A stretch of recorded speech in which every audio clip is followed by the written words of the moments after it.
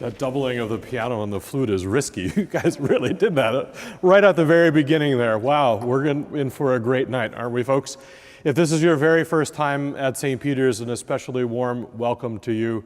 If you're coming back to this place and know of its many gifts that it provides, from music to prayer to community, it's really just a great place. And we know that folks are joining us also on our live stream from living rooms all around New York City, the country, and perhaps all around the world. So wherever you're joining us at this evening, a warm welcome to you as well. And the next time you're in New York, stop by here at 54th Street and Lexington Avenue. There's nothing like hearing music live and being together in person. Jazz Vespers is a tradition dates back to the 1960s here at St. Peter's, and it kind of takes jazz and church traditions and whatever's going on in the world and puts it together in about an hour's time. My hope is that you will be as transported in this time as I am every single time that I'm here for Jazz Vespers. Liturgy really begins with the lighting of a candle. Why the lighting of a candle? Well, a very practical purpose. Vespers is typically said as the sun begins to set, and how will you see if you didn't have electric light if you didn't light a candle? But the church has, as it is wont to do, for any time we kind of do something over and over and over again, we attach meaning to it. And so this candle that I'll light here in the sanctuary is really intended also to symbolize the presence of God's loving kindness in our midst, which I'll light and say, in fact, something like that. God's light shines, light of justice, light of love. And it's in that same spirit that Vespers also begins with a psalm. The Psalms are, in fact, about the making of peace, the longing for peace, the longing for justice. They're songs of joy, they're psalms of lament, psalms of sorrow. Psalm 141 is the author, the psalmist, is sort of sitting down at the end of the day and reflecting back and thinking about some of the good things that happened over the course of the day and some things that were challenging, and really is a prayer that as she sort of settles in for the evening, that reflecting in a sense almost the entire body, that mind and heart and lips and the whole being might be occupied not with wickedness but in goodness. And so we share Psalm 141, and I hope it will also touch your hearts this night.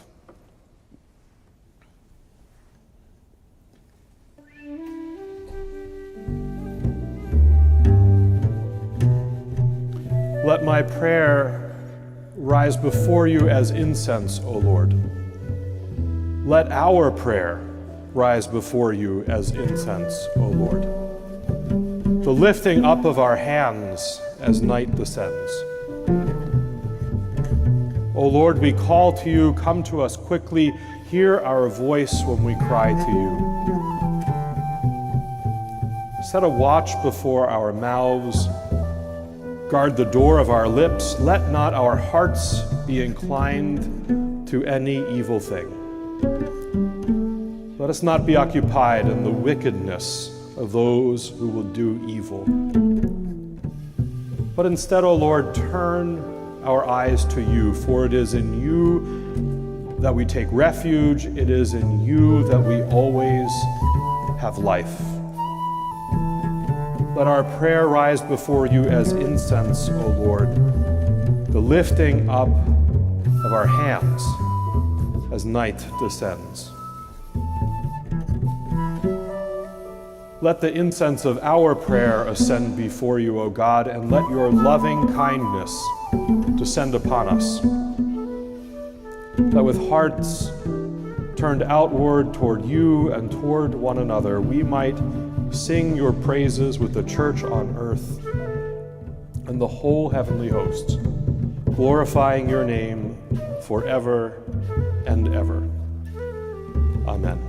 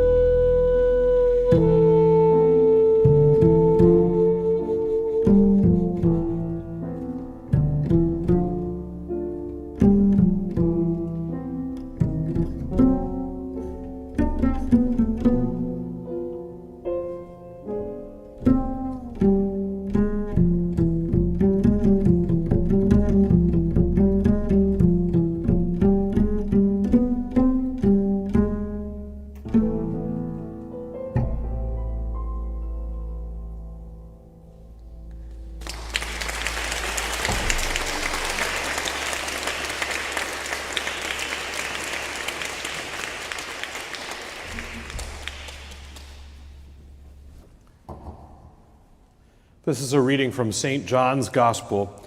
When Jesus went to the other side of the Sea of Galilee, also called the Sea of Tiberias, a large crowd kept following him because they saw the signs he was doing for the sick. Jesus went up the mountain, sat down there with his disciples. Now the Passover was near. When he looked up and saw a large crowd coming toward him, Jesus said to Philip, "Where are we to buy bread for these people to eat?" Jesus said this to test Philip, for he himself knew what he was going to do. Philip answered, 6 months' wages would not buy enough bread for each of them to get a little. One of his disciples, Andrew, Simon Peter's brother, said to him, "There is a boy here who has 5 barley loaves and 2 fish. But what are they among so many people?" Jesus said, "Make the people sit down." Now there was a great deal of grass in the place, so they sat down, about 5,000 in all. Then Jesus took the loaves, and when he had given thanks, he distributed them to those who were seated, so also the fish, as much as they wanted. When they were satisfied, he told his disciples, "Gather up the fragments left over, so that nothing may be lost." So they gathered them up, and from the fragments of the 5 barley loaves left by those who had eaten, they filled 12 baskets. When the people saw the sign that he had done, they began to say, "This is indeed the prophet who is coming into the world." When Jesus realized that they were about to come and take him by force to make him king, he withdrew again to the mountain by himself.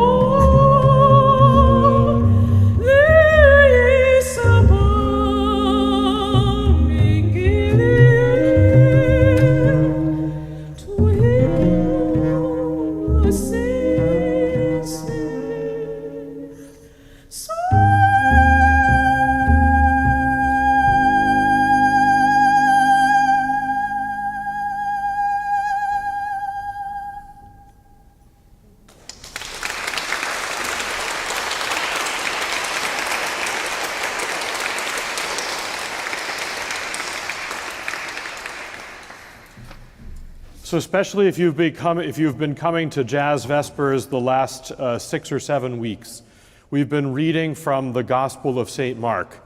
And tonight we shift to John. And it sounds like the same worldview, but it's dramatically different. And the dramatically different worldview helps us to see a little bit of what's going on in this reading, that if we don't name it, we won't see it. So if you can take a little history lesson with me for a minute, I'll get to the heart of this reading really quickly. Mark's gospel, we're pretty certain, was written about the year 70 of the Common Era. Why do we know that? Because there are all sorts of references to the destruction of Jerusalem.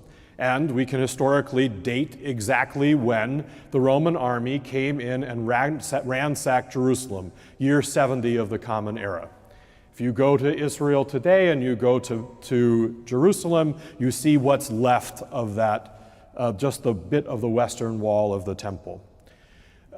So year 70 of the Common Era, we know Mark's gospel was written because he has all of these references to destruction. So scholars say, well, it was either written exactly at the time that destruction is going on, or so soon afterwards that if St. Mark were to open up his window shade and look out, he'd still see the city burning. That is not the worldview of John. John's worldview is much later. It comes after the destruction of Jerusalem, after the scattering of the Jewish community into diaspora, and whereas Mark's gospel is written pretty much in Jerusalem, John's gospel is written in Asia Minor. Dramatically different world. In fact, if you read John's gospel, he has to go out of his way to explain a lot of things that someone growing up in and around Jerusalem and Judea would just know back of the hand. And here's the interesting thing about the Bible. I know people say the Bible has absolutely no mistakes in it. John's gospel is filled with tons of geographical mistakes. But he gets this one right. This is the Sea of Galilee. And here's the thing about the shift, right? If you can imagine it, Mark's gospel is born out of a tragedy that is still going on. John's gospel, a little bit later, has more time for reflection. And what's the shift? Mark's community is mobilizing on the dime. They don't even think about, well, what are we going to do tomorrow? They've got to get through the day. John's community, much later, is actually starting to think about, well, what does it mean to be community? Why is this even important? And one of the reasons why that's such an important question for John's community is because for John, really the reason for writing is the longtime leader of the community is dying. The longtime leader and the wisdom of the community is being passed on to another generation, and that generation isn't quite certain what to do with it. So if you think about that, the uncertainty of the community of what to do with this wisdom that has been handed down from not just one generation, but 2 generations later, that is really the mindset of John and his community. Now remember that story of Jesus and the feeding of the 5,000. John wasn't there that day, but he's telling the details of that story with this question of, is it worth it, in mind. Think back to the story. The crowd is there, about 5,000, which is to say, a lot of people. Maybe this is the size of Billy Joel playing Madison Square Garden, right? This is a lot of people. And there is no food. And not only is there no food, the festival of the Passover is soon, and people are unlikely to try to figure out how in the world they're going to get home to get something to eat. And if you're thinking about Jesus' mindset and the mindset of the disciples, perhaps even the mindset of John's community, that what they do makes a difference in a world that is amazingly distorted. If you want to know how distorted it was, Philip talks about 6 months' wages not being able to pay enough for people to get even a bit of bread. He's giving us an idea of the economic situation of the everyday person in the Roman Empire. And that is to say, if we think that our taxes are bad, even worse. And if you really wanted to know first century Israel/Palestine's perspective, their own king, the king that maybe Jesus is going up against, King Herod, made a whole heck of a lot of money by taking a lot of things from people and then changing it over to Rome, and he got a lot in return. Built very, very, very many palaces. The economics were terrible. So here's this community of people that are saying, can we make a difference? Can we make a difference in a way in people's lives that is fundamentally about feeding their very bodies? And Jesus' very own disciples say, no, we can't do it. Philip, it's those wages, don't have enough money. Andrew and his brother Peter, well, and they rarely got along, they also have some protestations. Literally every single one of Jesus' disciples, the people who should really say, yes, Jesus, we can do it, they say, no, not us, we can't do it. Can you hear the echo between the way in which John is telling this story that happened years and years and years before, and in the mindset of the community that is struggling to figure out whether or not what its future is going to be? Its question about when leadership passes and whether or not what they do really matters. I think when we begin to recognize that, we can see a bit of wisdom in this narrative that is very much resonant in our own day and age. I don't know about you, but as I look at the troubles in our city, in our nation, in this world of ours, I begin to wonder, does anything I do matter? Can I make any difference? Hunger is just where we begin in this world, let alone the long list of things that we would all perhaps keep us up at night. Does anything we do matter? Jesus' answer, John's answer, and I think the church's answer for now 2,000 years is yes. Because here's, the narrative talks about the sign of the feeding itself showing forth a bit of the glory of God. And I want to honor that, but I would like to suggest that there's a little bit more about the glory of God that maybe perhaps doesn't exactly meet the eye, but if we think about John's community and what they're going through, actually is a very powerful statement of the glory of God. It took 12 different apostles who really struggled to get along to look at a small child in their midst who is carrying almost nothing to say, maybe, Lord, here there's a little bit of a solution. And they overcame all sorts of differences to work together to make something of this meal.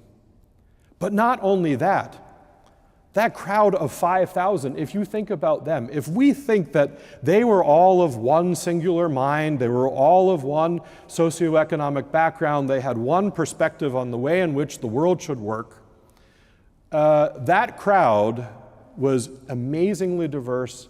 And if what they were after was looking for reasons to say, hey, I'm going to pull out of what I'm carrying and share it with this neighbor, and I'm a little concerned about whether or not the neighbor is like me, etc., that crowd would not have been fed that day. Because what was inspired was a type of generosity, a type of giving, freely giving without asking, for somebody's credentials or what they might get in return. The sign of the glory of God was in fact in the feeding of the 5,000 that day. No question whatsoever. Some people would even call it a miracle. But I think the even stronger sign still is that all of those different people from all of those different walks of life, from all of the different perspectives, who knows their politics, who knows their whatever, came together and were inspired by one who would offer up freely probably what was his own family's meager dinner that night. And not one, but two, but three, but four, 5,000 people left were not simply filled, but had an overabundance remaining to be collected and shared with still others. Does what we do matter? Absolutely, John tells us. Absolutely, John tells his community. In fact, what we do may in fact show a sign of the glory of God. My, oh my, do we need such signs in our world. And what a great gift that all of us gathered together here are inspired to, in fact, gather, much like that crowd gathered 5,000 or 2,000 years ago. For it is in gatherings such as this that we learn who our neighbors are. It is in gatherings such as this that we can practice hospitality and generosity and mercy. It is in gatherings such as this that we more deeply understand not only our humanity, but our neighbor's humanity and live it too. One way I think we can do that most especially, in addition to giving ourselves away as bread for the hungry, is to pray.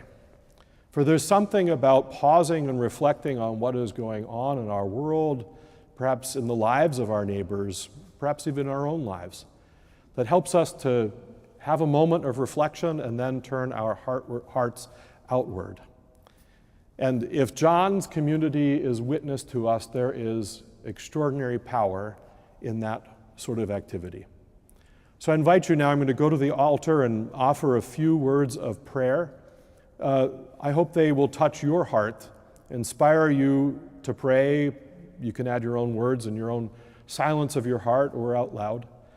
But most importantly, inspire all of our action, knowing that what we do in this world, the way in which we share, much like that crowd, is a sign of nothing less than the glory of God.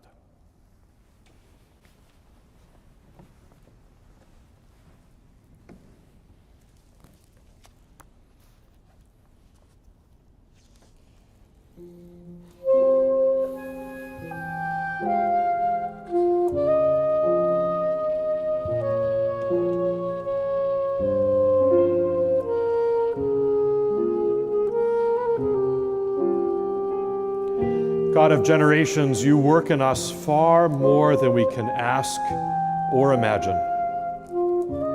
Bless those gathered in this place and across time and space.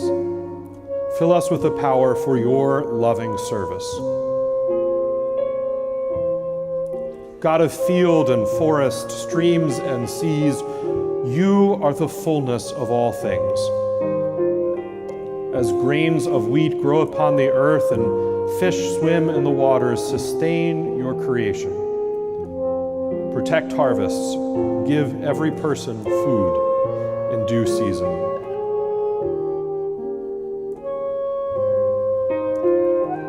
God beyond borders, you rule all in all. Bless the work of humanitarians and peacekeepers.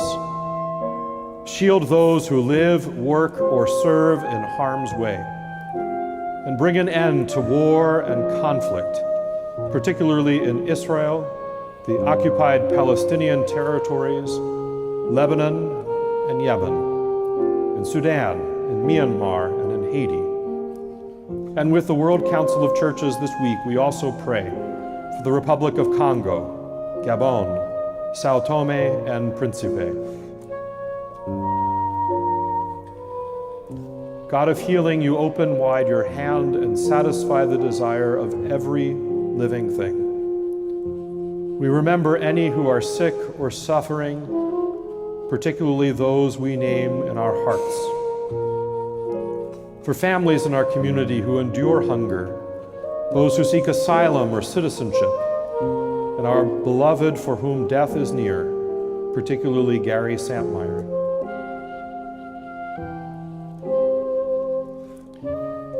God of grace, you root us and ground us in love. As you inspired our ancestors in this place in their ministry, sustain us also in new endeavors, that your glory may be made known and your loving kindness shared anew.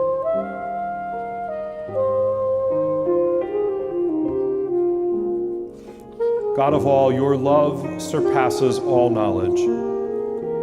We give you thanks for our departed loved ones who have come to know the fullness of your grace. Join our voices with theirs, with Mary, Mother of God, and all the saints in singing your praises until at last we see you face to face.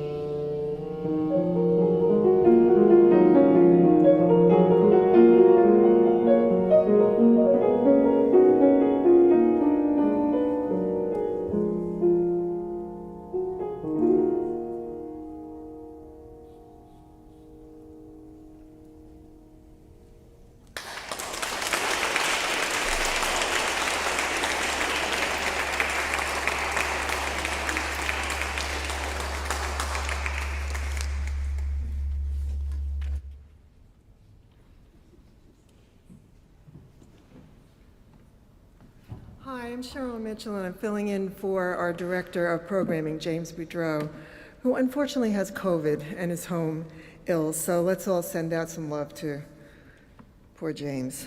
So thank you for bearing with me. And thank you all so much for being with us together in this jazz community. I think community is the word for today, and for being part of a 60-year tradition, which I will proudly say is one that brought me here at St. Peter's, but not 60 years ago. 60 years of Jazz Vespers, which was created to bring people together, to celebrate and to have fellowship and to contemplate and also to express joy, which I think our musicians tonight have done so beautifully. It's almost as if you've created a soundtrack for how many of us are feeling. So I would love to give some applause to our terrific trio led by,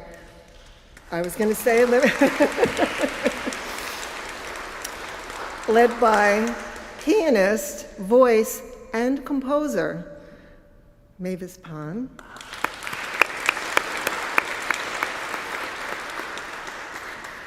Geoff Burke, who plays saxophone, and I've counted 3 other wind and brass instruments down there, which is amazing.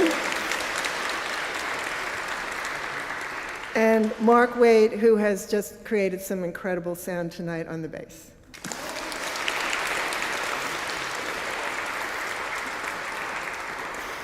And we'd also love to stay in touch with you, so whether you're from across town or across the world, so please sign in our guest book, which is on the back table. We love to hear from you. Leave your details, leave your thoughts, so we can stay in touch and let you know what else is going on at St. Peter's. You'll also see some cards back there, which are about the Jazz on the Plaza, which is back after 5 years. We're very proud of that. So we hope to see you on Wednesdays at 12:30 to 1:30. And we also would very much appreciate if you could continue to support us. There's also a basket on the back tables, and everything is appreciated. So with that, I will say the band will play another piece. Pastor Stahler will send us with a blessing for the rest of the week until we see you again next week. And thank you once again so very much for being part of this community.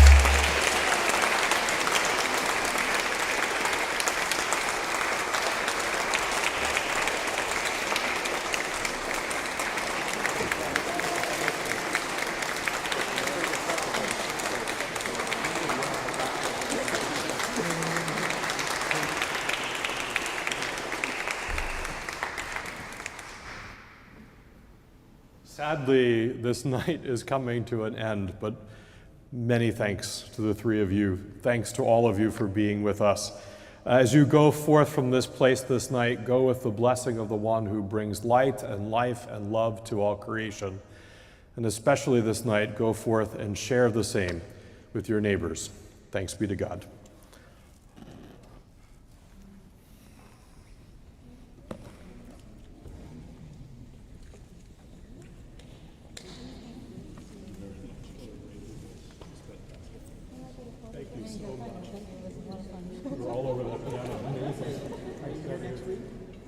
I think so.